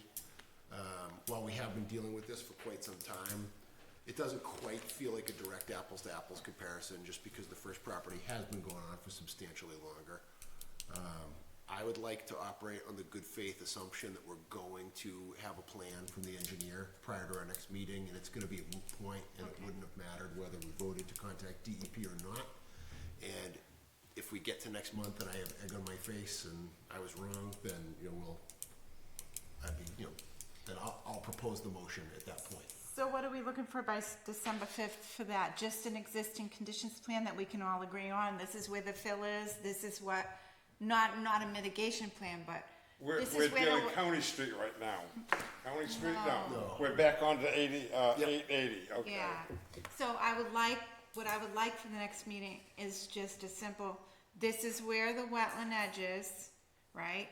We agree, this is where the wetland edge is, this is the buffer zone, and this is what's in that area then. Yeah, let's all agree on what we all saw is What we saw. what we know we saw is what we all agree we saw. Before we talk about So- what we're gonna fix. Right. A delineation, an accurate delineation. Yeah. PTSD, I think it's 6 o'clock in the morning. Okay, all right, so what we're looking for is action on both addresses. One is going to be an accurate delineation, and And it also has to show the area of disturbance. okay, there you go, area of disturbance. That's Hot Street. And the other one, 2 months ago, or whatever it was, he was supposed to have a definitive plan. We were almost there, we were very close, he just hasn't completed it. Lisa, would it be possible to just memorialize this conversation in an email to Attorney Zajac and copy Engineer D'Souza on this? All right, perfect, thank you. And I will advise the commission that, one of the things we discussed when we had the on-site meeting a few weeks ago was a reconfiguration of the cow pen, and that's something that we've discussed with the Whitmores, and I'm sure that's something we can accomplish. That's what we're all hoping. I think. That's what we're hoping for. You know, that's what we want. I mean, one of the times I was there, after a rainstorm, and I looked and I said, oh my God, those poor animals, they were, you know, and it was definitely, you know, we knew it was a wetland. And there is space to, you know, relocate a bit. That's what we're looking for. Okay, we all set with. My yard is too wet for cows, and I'd love to have some, so you got my sympathy. Thank you for that. Thank you. Okay, thank you. All right, thank you all. Okay, 420 William Street. Can we skip over? We have two people in the audience that have been sitting here a while. This is Ethan. You wanna? What property are you here for, sir? 3423 Shops Lot Road. Mr. Chairman, are you amenable to taking 3423? I am, if I can find, there we go. Motion to take Okay, it's on the next page. Motion to take 3423 Sharps Lot Road out of order? All in favor? Aye. You're on. Good, how are you? So I'm just coming in, I was told to, just want to try to resolve all the issues I have. Started on the restoring the wetlands with some trees and shrubs, and then, This guy works quick with no consultant. Okay. yeah, We need Like more Ann. of you. Right? unfortunately why this is happening. Excuse me, you weren't, as I'm looking on this side, you weren't at Trump's rally, were you? No, I was not. Okay, sorry. It's all good. Oh my God. I'm out. What, I don't understand the Trump rally, what's, I have no Don't clue. go there. oh, man. Oh, I thought. I'm scared to take them out, they might not look right after. So, I mean, I'm not really sure what I'm supposed to be doing, saying. You already do it, you're already set? So, well, he bought the property. You might recall this one, 3423. Is it Shops raised Lot ranch? Yes. With a little, did it have a little backyard kind of slopes up in the back? There's a shed in the back? Yeah, there is now. Right next to Quintel's. Yeah. Is it across from the cows? Very, Yeah. very, yes. Did you buy it in the last 12 months or so? Yes, yep, exactly, actually. I went to the open house for that one. Oh, really? Look at that house, Paul. Yeah, I did. All right, yeah, I know exactly what you're talking about. Yeah, so. Nice basement. Yeah. He came in and, he put a shed right over here, right outside the tree line. He cut in this whole area, and then he put a gravel driveway. Who's utilizing this property? Hey, pardon me, Gravel volunteer. driveway down, and then a, storage. Yeah, storage container for Container. like obviously no storage there or garage, so I was just trying to. All right, so, So this delineation was for the septic, but the delineation really, you know, honestly, the wetlands up here too.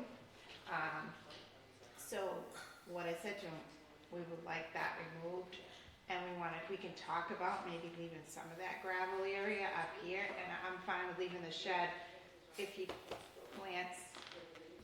How many trees and shrubs did you plant? I did 3 trees and 6 shrubs.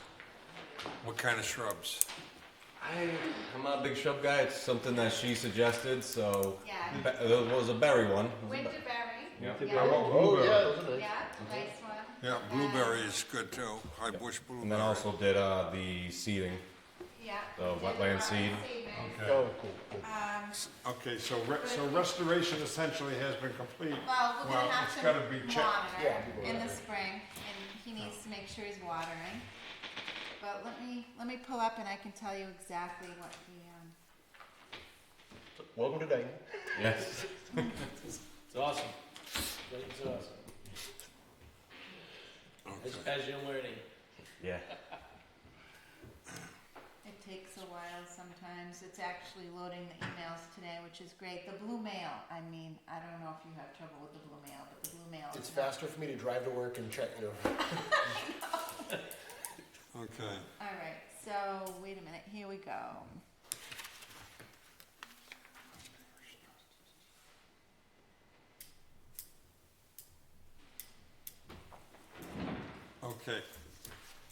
Lisa, so what I have given him idea of yellow birch, flowering dogwood,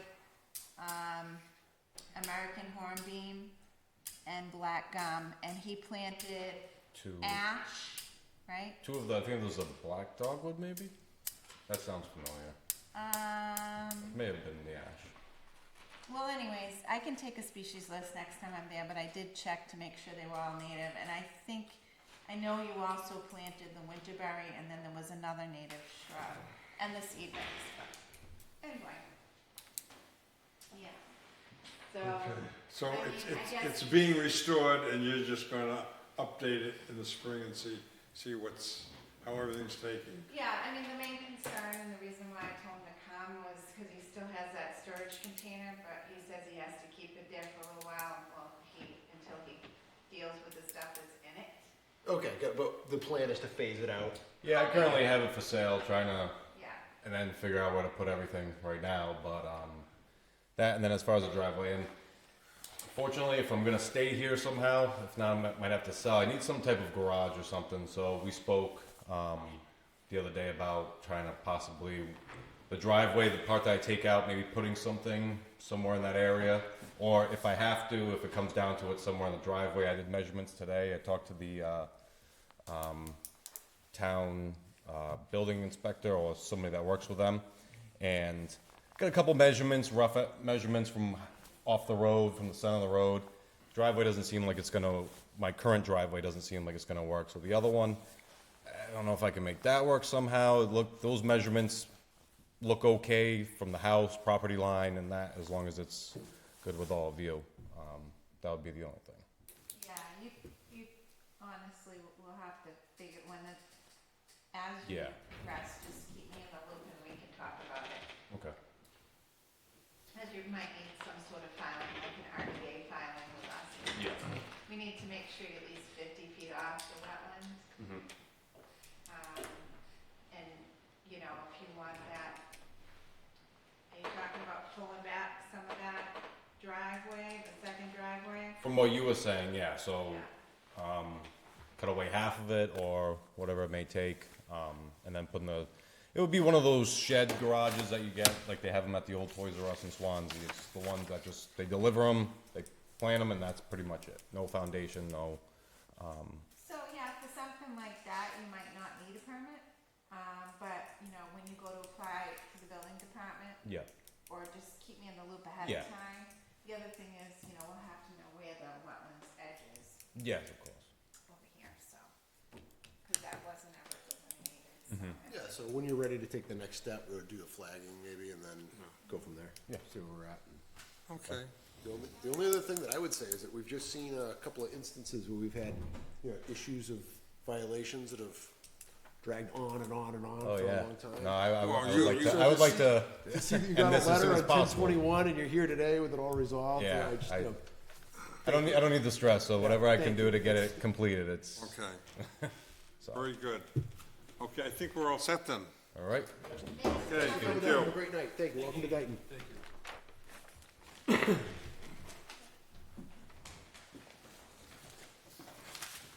Okay, 1033 Oak Street.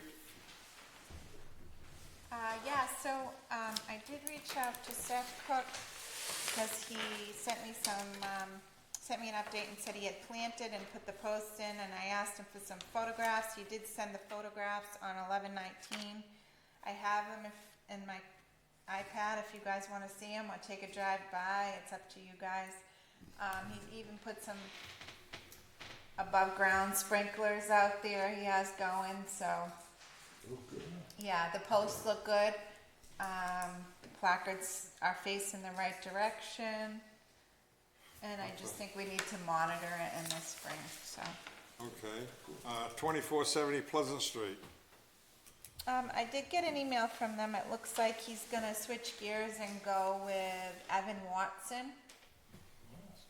So, and it sounds like he's leaning towards doing some maybe invasive and mitigation work as far as planting. So that should be good. Glad that he's moving forward. This is, Nancy, this is Mr. Vaught. Unpleasant. He's gonna be doing some mitigation work. Oh, Dr. Vaught, the house that, with the long driveway that sits Yeah. way back up against the railroad tracks there? Yeah. So, yeah, he's been communicating with us every month, and it sounds like he's gonna hire, Watson W Engineering to help him. Watson? Yeah. To free up the water, or? He didn't sound like he's gonna do that. By the email, it sounds like he's leaning towards doing some invasives control and some planting instead of having to dig it up.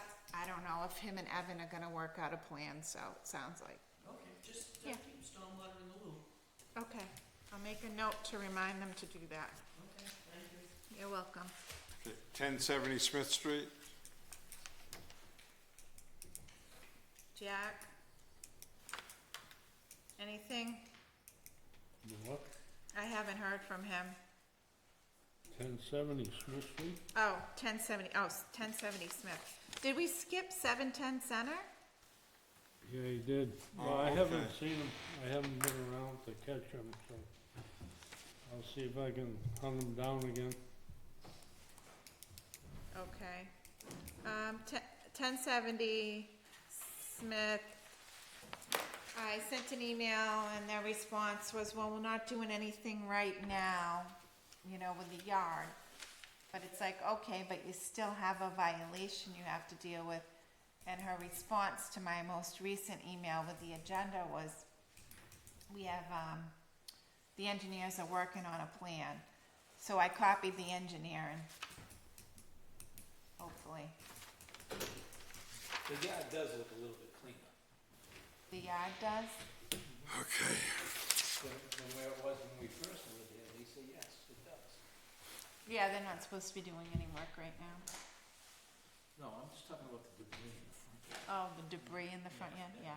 No, the I mean, as far as landscaping, they said they wanted to do some landscaping and things like that, so, which in talking with, looking at the delineation that they had, all the landscaping and that they're gonna do is gonna be in the, they've already removed, have you been by there? They removed a lot of trees, all the trees in the backyard are gone. So, yeah, and then we already did 3423. Okay, we have, on other business, next year's, okay, Oh, minutes, meeting minutes, I don't have any. okay. We need to come up with a game plan as to what we're gonna do. I actually have something for this. Oh, good. I spoke with Elizabeth Morera today, the office manager for the Board of Health. She also does the minutes for CPC. She said that she would be interested in talking with us about doing the minutes for our conservation. We would be paying her out of the line that was previously reserved for the conservation assistant. And, How do we go about it? what's that? How do we go about that? So I can speak with, if Nancy knows, by all means, please feel free to interject here, but I can speak with Kevin Smith, because on CPC, at our previous meeting, the committee voted to increase the hourly rate that we were paying to Elizabeth, who is taking the minutes for us. Okay. For the reason being that is, doing the minutes for the committee is not necessarily union job. And so by that, if a union person who is 35 hours per week is there, you know, if they were to exceed 35 hours in their union capacity, those hours between 35 and 40 would be paid as overtime. However, if they're doing something else that's non-union, those hours between 35 and 40 would not be considered overtime. So technically she could work up to 40 and it still wouldn't actually be overtime. And the other thing too is that since she expressed that if she were to do it, she just expressed this today, she would prefer to watch the meeting on YouTube and then transcribe later from YouTube, which actually would be beneficial for us for the reason being that CPC meetings are the same night as Concom. And if she were to do both back to back, that could conceivably bump her over 40. So it actually would be better for us if she were to do them the following week based on Yeah. YouTube. Sounds good. That's the best way to do it, well, that's the only That's, Yeah, so okay. what we could do would be to, maybe if we were to have a motion tonight to send a letter of interest to Elizabeth, asking her formally if she would be interested on behalf of the commission, and then see, please, I'm sorry, Mr. Chairman, it looks like Nancy has some input. well, no, you finished saying your thoughts, and then. Okay, so that would be my thought, would be, I guess the first thing that we would probably want to do, just to make sure that we dot all the i's and cross the t's, would be to first ask Carrie Easterday, because she is the steward for the clerical union, if there'd be anybody in the union who would be interested in it, and then, When I talked to Carrie last about it, she said we needed a job description. well, CPC minute meeting, the CPC minute clerk, I don't think has a job description. So, Record minutes. so I guess in that case, I would defer to our public input. Nancy? Whenever there is additional work that is required somewhere, you have to post that and make it known that you need a job done. It's considered extra hours. Now, is Elizabeth in the union? Yes. Okay. So could we post it internally as like a union? Post it internal internally, post? and talk to Carrie about this. So you post it internally, that you have the CPC hours, and if you're gonna have hours for this, come up with that. And it can be posted separately, so maybe one person will do it and one will do it. But if they work full-time, any additional hours are overtime. You can't escape. You need to look at the clerical union contract if the person who's going to take the work, do the work, is part of that. But the person who does it for CPC now currently is, and they're actually paid at a rate that's entirely different from the union rate. Will I'm saying to you, you really need to look into this. I am not aware of any additional work that can be assigned volunteer or anything else. If it exceeds 35 hours, they're entitled to overtime. Now, the rate would kick in. It could be their overtime rate. That all, I'm not sure of, but I can tell you in the past when we've had extra hours, we posted it. If the person who gets the work does not work full-time, they can work up to, but if they hit the 35-hour mark with a combined bunch of duties, they're considered full-time, okay? The fact that she's already full-time and in the union, that needs to be looked at. I know that there was a meeting, there was discussion when we were looking for somebody, and the question arose, and it so happens that our additional hours, the stormwater, were picked up by the office manager at the highway department. She does not exceed the 35-hour limit. She was less than 35. Tom needed her for more hours doing his work, and so they also said, okay, and they brought it up to 35, so that's why she also does stormwater minutes. But before you get into more discussion of what CPC's doing and then talk about your own need, you need to talk to the union, all right? The 35 hours is pretty cast in stone as a full-time employee, and I think their contract says over 35 hours. The whole thing is, who is the employer? The town of Dayton. Right, but from my understanding, it's similar to like, we've got folks who are full-time in the clerical union who also work for cable. And their cable hours are separate from their union employment. But they shouldn't exceed 35 hours in total. If the combined, like if you worked at the clerk's office and the treasurer's office, and you weren't at 35 hours and you picked them up for so many hours a week, and they hit 35, now they have a full-time job, okay? And they would get paid accordingly. Now, there could be different rates involved because of the duties that they're required to perform. But 35 hours. Okay, Nancy, what is the normal work day? How many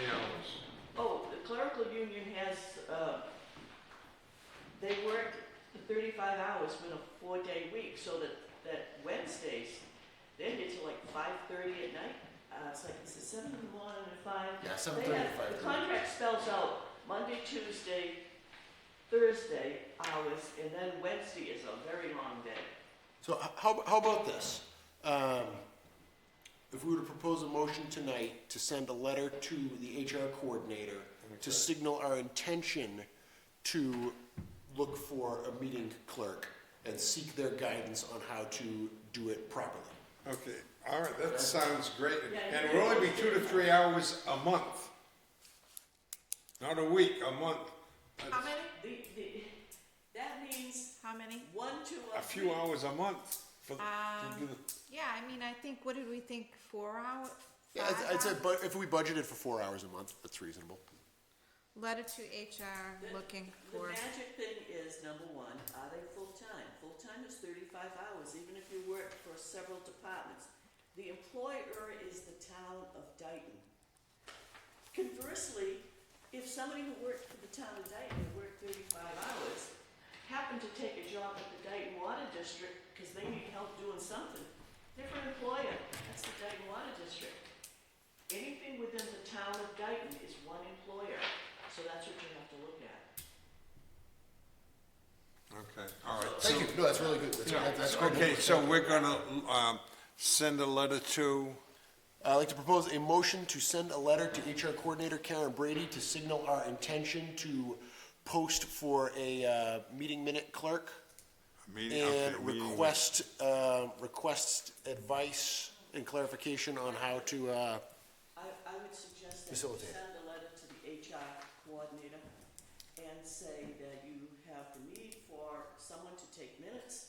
You estimate X number of hours within a month. You remember, it's not only attending the meeting, they gotta transcribe They're these not things. gonna attend, we just said that.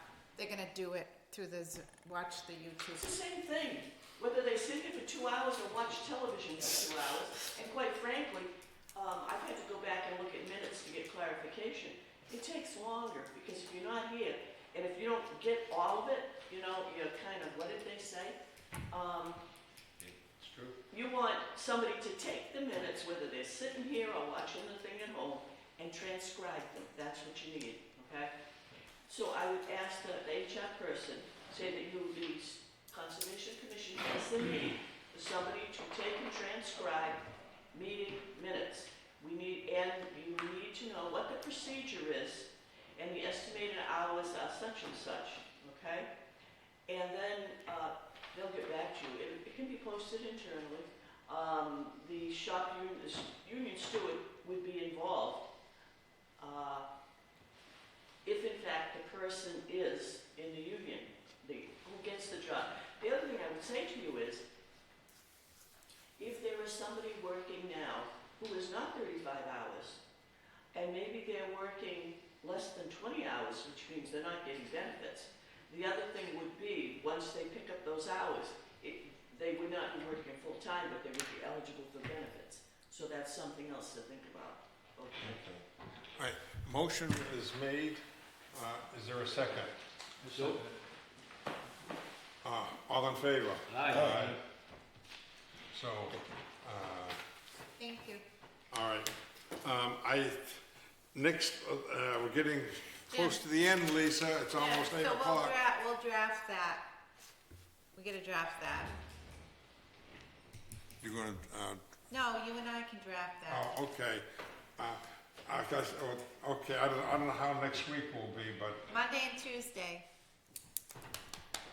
yeah, I know what you said, but I said I've got, Even if you just call me, I'll draft it, I'll read it to you, we can do it over the phone. that sounds good. Okay, bills payable, Yeah. do we have any? Yep, I have them, I just didn't take them all out here.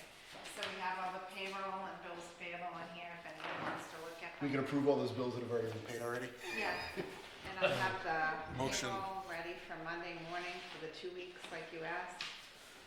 So we just make a motion to pay, Motion to accept the vendor and payroll bills that have accrued since our last meeting? So moved. all in favor? Aye. Okay, legal fee budget. Yeah, did we want to talk about that again? Could we save that for next month? Because I have not actually, what I could do is, I don't know if you did, but I can print out the, I can print out the ledger history from the warrant article that we Okay. have.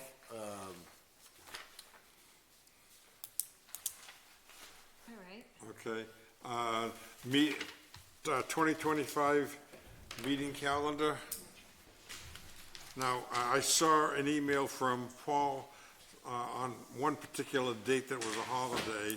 Yep, yeah, the June meeting was scheduled for Juneteenth, which is a holiday. Has that been changed here? Yes, yep, it's the 26th now. Juneteenth is the 19th, so that's been updated. Would 26 work for everyone? To switch it to that?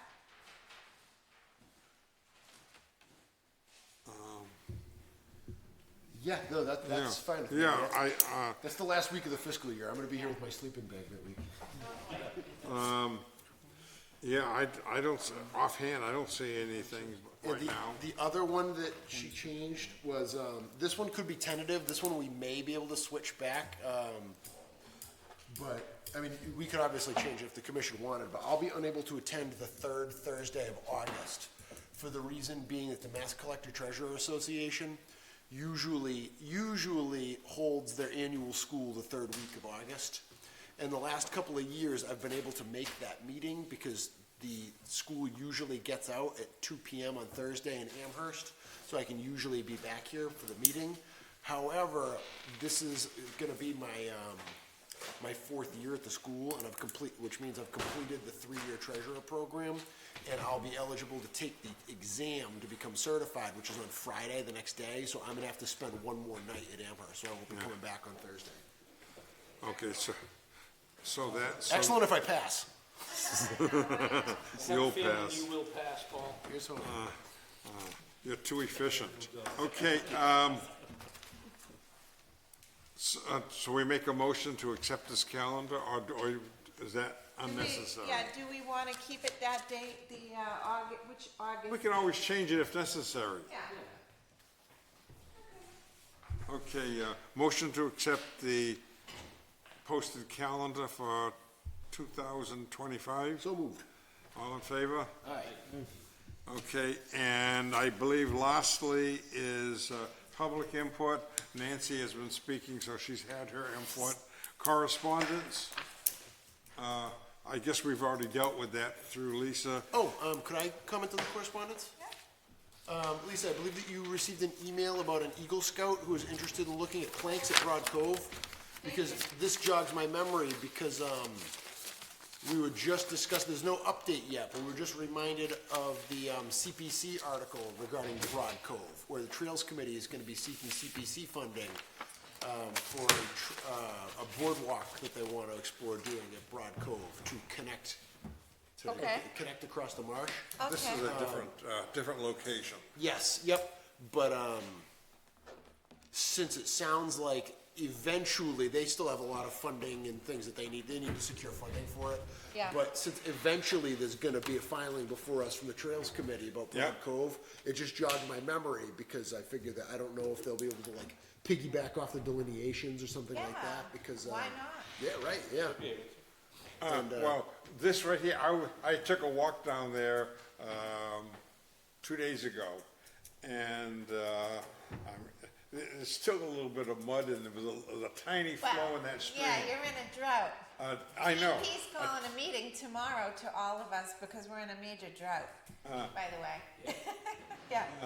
I mean, there was a tiny flow in the stream, you know, and I think that if we're going to do something, and if they want to do something there, I mean, I think that would be great, but we have to make sure that it's done properly and with legitimate authority. And I think that maybe we have to, they have to deal and say, DEP, this is, you know, they can notify DEP and say, is it possible for us to put, you know, a small walkway over this tiny stream that already on a path that already exists, so that we don't get neighborhood, confrontations. Right, it seems like it's like, because it's, I know that it isn't because it's going directly over the stream,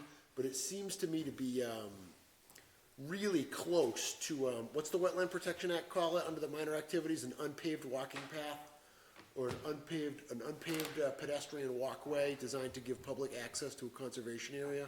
Yeah, but That's that what- wouldn't be actually in the resource itself, that's the thing, I don't, Right, yeah, none of the exempt activities are exempt Right. in the actual resource, it's just Yeah. in the buffer, but like, so I know it isn't, but like, it feels really close, you know, like, Yeah. it feels pretty adjacent. So what You I know- had told Tom was, I think we'd be, you know, maybe we set up a call with DEP to see what is the best avenue to get it done, cause I would like to see it happen. But, It would be great.